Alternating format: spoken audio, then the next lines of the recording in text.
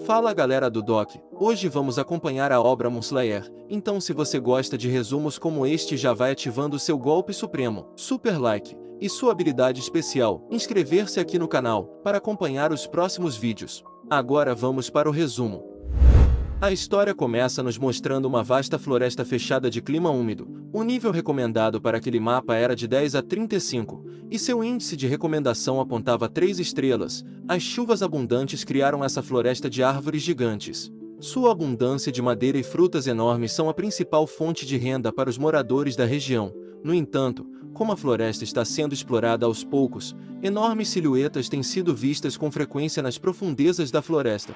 No subúrbio leste, a Floresta dos Gigantes, um jogador estava num conflito com um dos monstros da floresta. Havia uma grande diferença entre as características físicas de cada um deles, porém apenas o gigante parecia estar machucado. Depois de algum tempo em combate, o jogador com pinta de ninja ou samurai estava decidido a fazer sua última aposta ao ter considerado a redução dos status do monstro.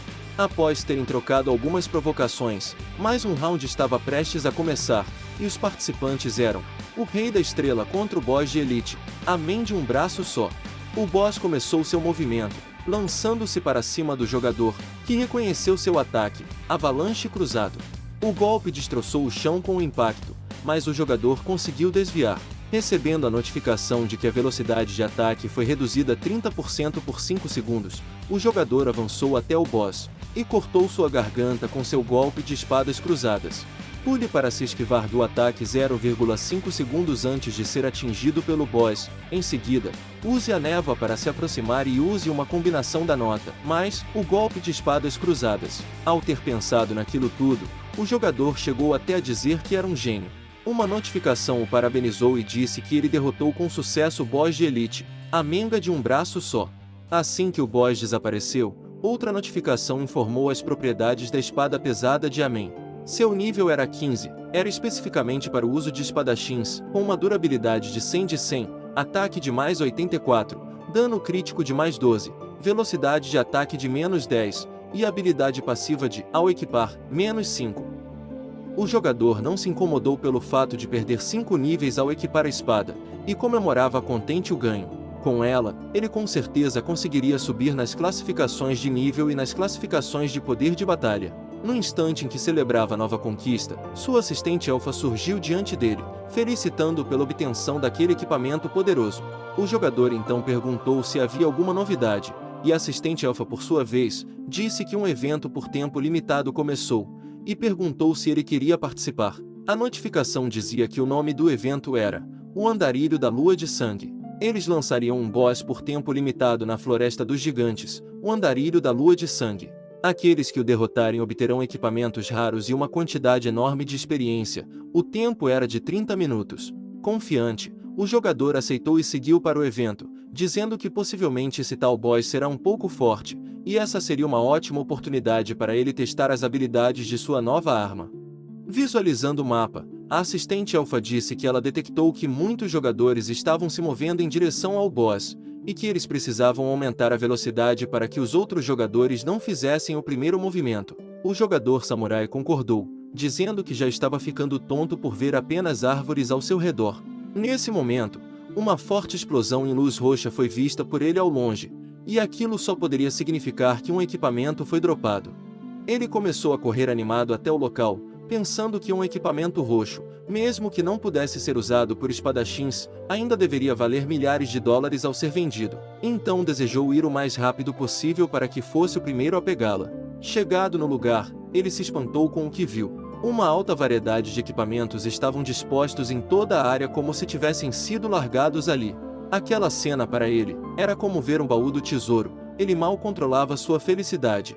Porém, sua alegria durou pouco quando seu pescoço foi rasgado subitamente, sem ter percebido que o autor do ataque já tinha passado por ele. O espadachim dizia ser impossível ter sido eliminado enquanto se desfragmentava, e lamentava pela perda de seu equipamento. E ali estava o boss de tempo limitado, Andarilho da Lua de Sangue, e com um aspecto impetuoso, contava o número de eliminações que já havia feito. Dezenas de outros jogadores começaram a aparecer em busca do boss. Neste momento, faltava apenas 1 minuto para o fim do evento, e lá estava o boss pronto para recepcionar todos eles. Os jogadores partiam para cima do boy sedentos por recompensas, mas com apenas um movimento preciso, ele se moveu por entre os players, eliminando-os sem qualquer esforço. Outro jogador tentou golpeá-lo, mas também foi cortado ao meio por suas lâminas. Contabilizando 422 eliminações, o esqueleto OP continuava aumentando sua pontuação. Uma elfa arqueira propôs que todos os jogadores deveriam atacar juntos devido ao boss ser muito poderoso. Então, após comandarem o ataque, todos correram em direção ao boss, almejando os drops que viriam com sua derrota. Irritado, o boss não recuou ou ficou esperando eles se aproximarem. Sem hesitação, ele também correu em direção ao grande grupo de jogadores à sua frente. Em questão de segundos, os jogadores se viram indefesos e derrotados, pois ele destruiu suas armas e danificou suas armaduras como se fossem papel. Ele estava no auge da caça dos inimigos, e os players restantes, amedrontados, discutiam sobre quem lutaria com aquele boss poderoso, pois achavam que ele era apenas um boss, pay to win, e não pensavam que ele seria tão forte. Um deles tentou fugir da situação, dizendo que só estava de passagem e não tinha nada a ver com aquilo. O outro também dizia para correrem rápido, porque caso fossem eliminados, eles perderiam seus equipamentos e experiência. Infelizmente para eles, acabaram sendo mais números para a soma do boss, que já contabilizava 444 eliminações. Após ter finalizado seu trabalho, ele pensou que muito poucos foram de arrasta para cima enquanto desaparecia se desfragmentando. A notificação informava que o evento de tempo limitado está em pleno andamento, e a elfa assistente dizia para o mestre não ficar desanimado, uma enorme quantidade de experiência e equipamentos raros estava esperando por eles. E o capítulo acaba com algumas informações sobre os equipamentos do jogo. Cada cor representa um grau diferente. Branco, comum, o verde, premium, azul, elite, roxo, épico, dourado, lendário e vermelho, mítico. Achei esse sistema de cores bem legal e fácil de compreender, assim dá para saber sua força apenas olhando para a luz colorida contornando as armas. Então nos vemos no escritório corporativo onde o Prota estava sendo repreendido por algumas de suas ações até aquele momento. Seu superior dizia que estava muito decepcionado com ele, e daí descobrimos o nome do Prota, Luli. Com suas habilidades, ele poderia ter obtido participação acionária na empresa naquele ano e se tornado acionista da corporação Destiny, mas ele optou por investigar o caso de pessoas desaparecidas, prejudicando os interesses e reputação da empresa, disse seu patrão. E de acordo com as decisões da diretoria, ele estava sendo demitido. Ao ter sido perguntado se tinha algo a dizer sobre isso, ele apenas respondeu que não. Ele tinha 26 anos, 1,83 centímetros de altura, e agora era o ex-diretor de desenvolvimento de jogos da Destiny. Além disso, também era analista de dados de alto nível, e mestre em ciência da computação. O Prota agiu indiferente, como se já esperasse por aquilo ou estivesse conformado com isso. Virando-se para a porta, em vista de seu patrão não ter mais nada a dizer, o Prota se encaminhou para o processo de demissão. Após Luli ter saído, o seu ex-patrão soltou um suspiro cansado, dizendo que era um desperdício a perda de uma pessoa tão talentosa. Em seguida pediu para que sua secretária visse se conseguia encontrar um substituto para o Luli, e se não conseguir, adicionasse mais 20 milhões ao pacote de compensação dele.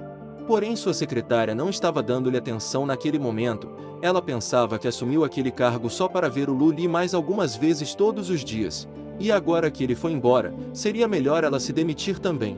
Enquanto isso seu chefe continuava chamando seu nome, mas ela só conseguia pensar no porquê aquele velho estava gritando tanto e em como sua voz era irritante.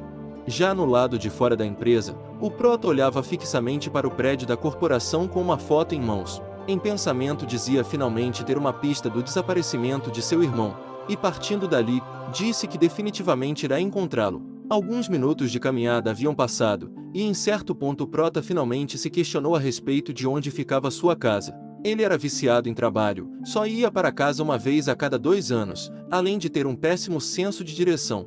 A vidraça de uma janela foi quebrada, e ao que parecia, alguém estava tendo uma DR bem conturbada. A garota, completamente irritada, acusava o rapaz chamado Afei de sempre dizer que ela era seu único tesouro, então porque ele tinha 68 contatos no VChat, todos chamados tesouro. O rapaz tentou se explicar, mas ela não queria ouvir suas desculpas. Decidida a terminar, ela saiu de lá gritando que nunca mais queria vê-lo de novo. O Prota já estava no local, Confuso com o desfecho da situação, enquanto o rapaz loirinho implorava de joelhos para que a moça retornasse, dizendo que todas e cada uma delas eram o único tesouro no seu coração. O prota ficou parado na frente dele, observando sua falta de dignidade, até que o loirinho finalmente o percebeu no local, chamando-o de segundo irmão. O prota, por sua vez, disse que talvez ele tenha voltado na hora errada. Mas o Afei logo recuperou seu bom humor, dizendo que o segundo irmão sempre chega na hora certa.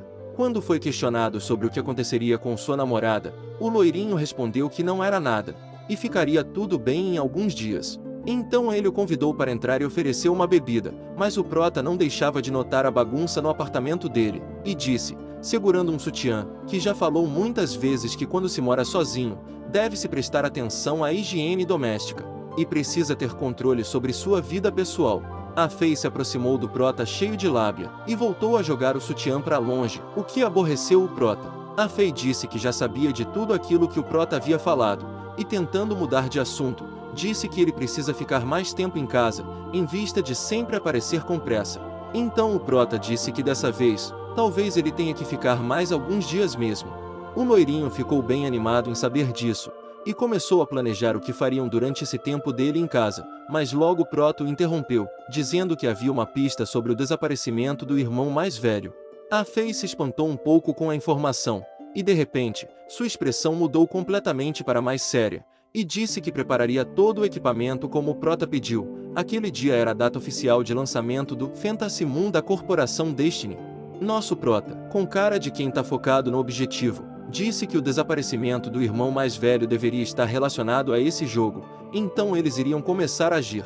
À meia-noite, os dois já estavam devidamente trajados com todo o equipamento necessário para iniciarem sua sessão. Após o prota ter retirado seu óculos para colocar o capacete, ele e o segundo irmão trocaram olhares com um leve sorriso no rosto, e por fim, puseram seus capacetes. Uma notificação foi exibida confirmando sua identidade, e lhe perguntou se ele também confirma sua entrada no jogo. Após ter confirmado, o jogo Fantasy Moon lhe deu as boas-vindas, então uma assistente virtual na forma de uma pequena fada élfica apresentou-se ao jogador dizendo se chamar CC, e depois de ter dito que o jogo estava prestes a começar, ela o desejou boa sorte naquele mundo de realidade virtual.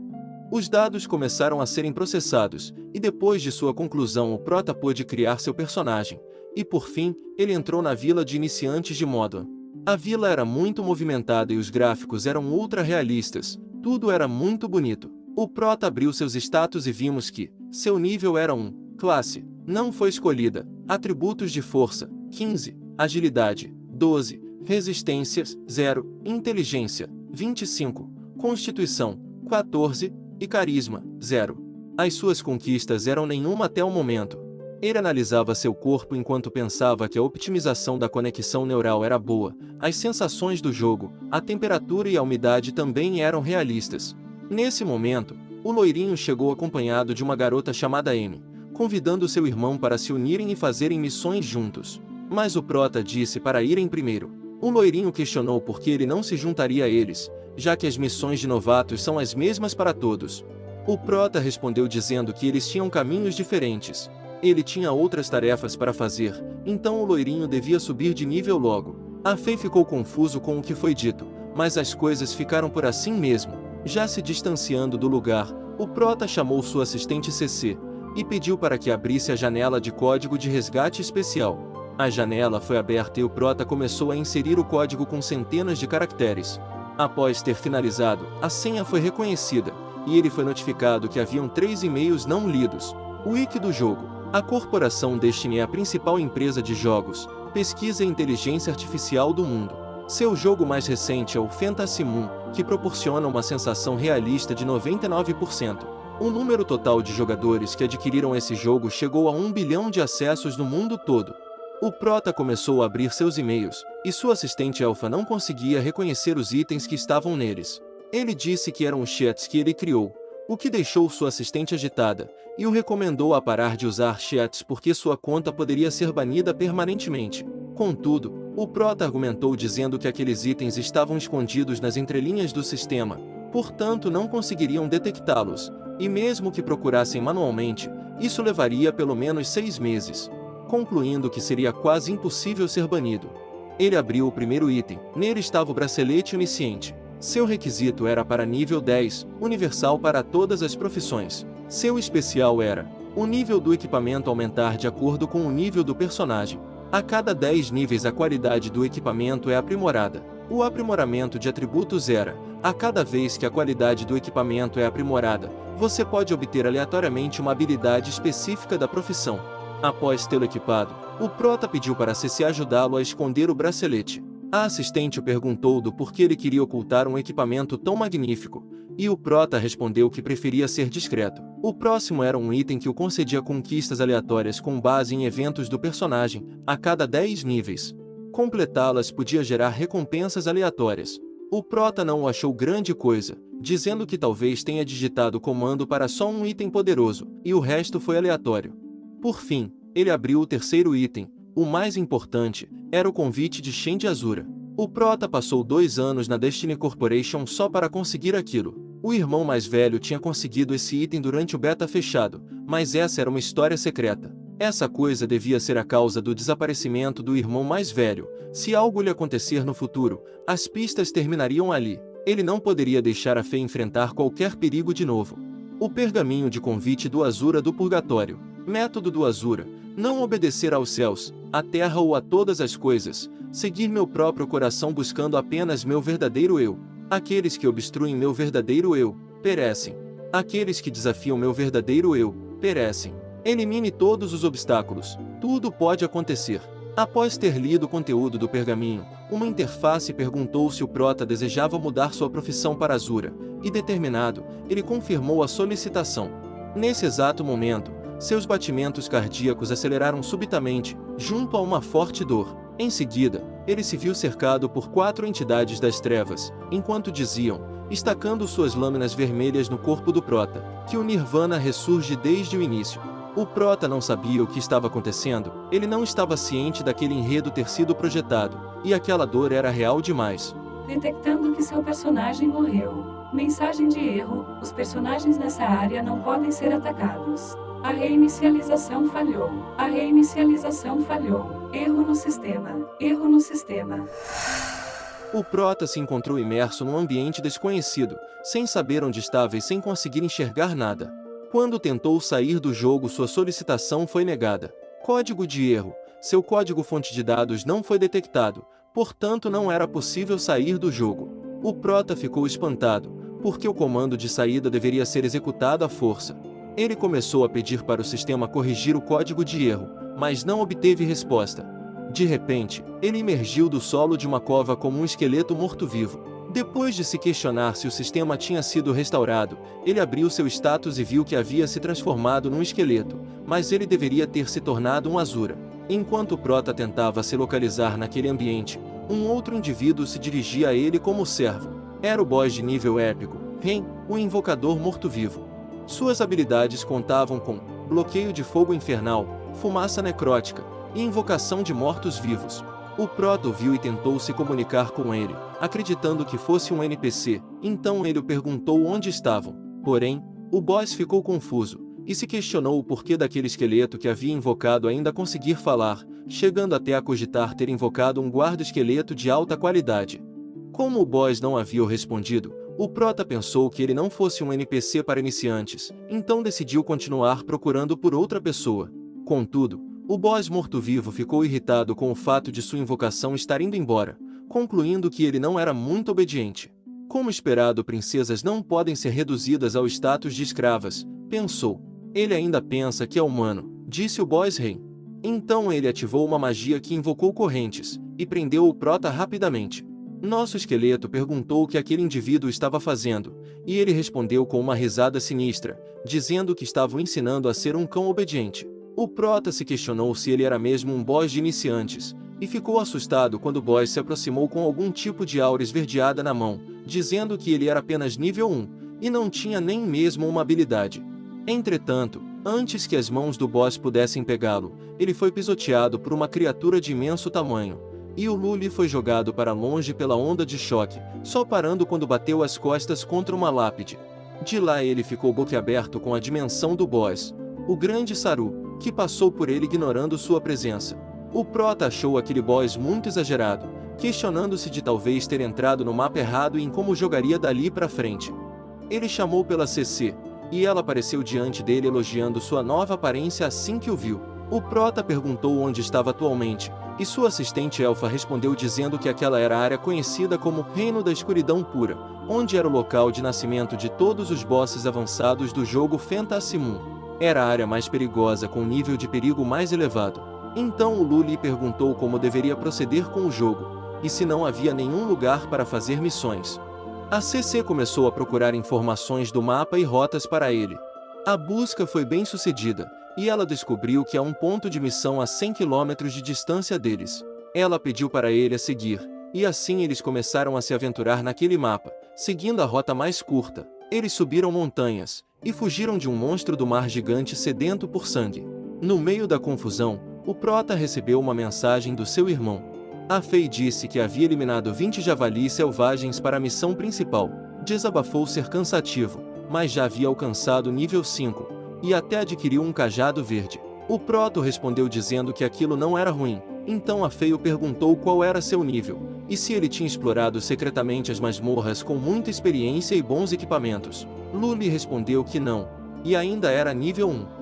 A Fei disse que aquilo não era de seu feitio, então o aconselhou a persistir um pouco mais, em vista de enfrentar os monstros nos estágios iniciais ser cansativo, como o prota sempre dizia.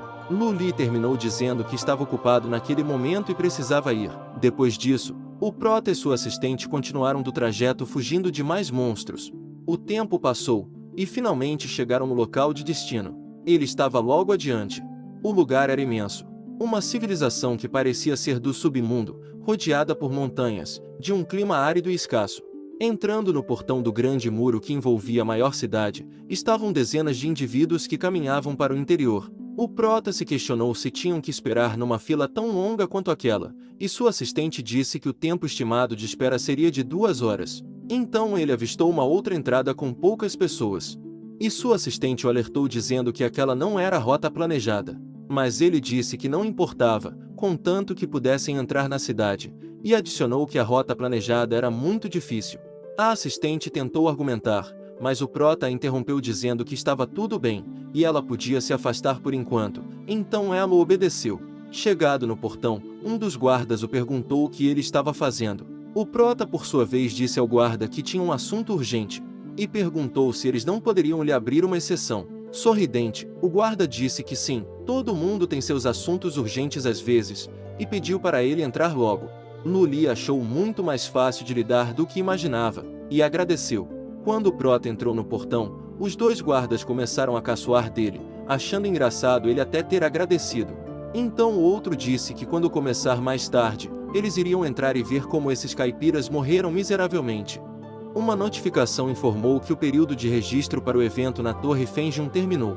O portão de entrada se fechou, e um sinal de perigo aparecia para o prota de nível 1. Wiki do jogo.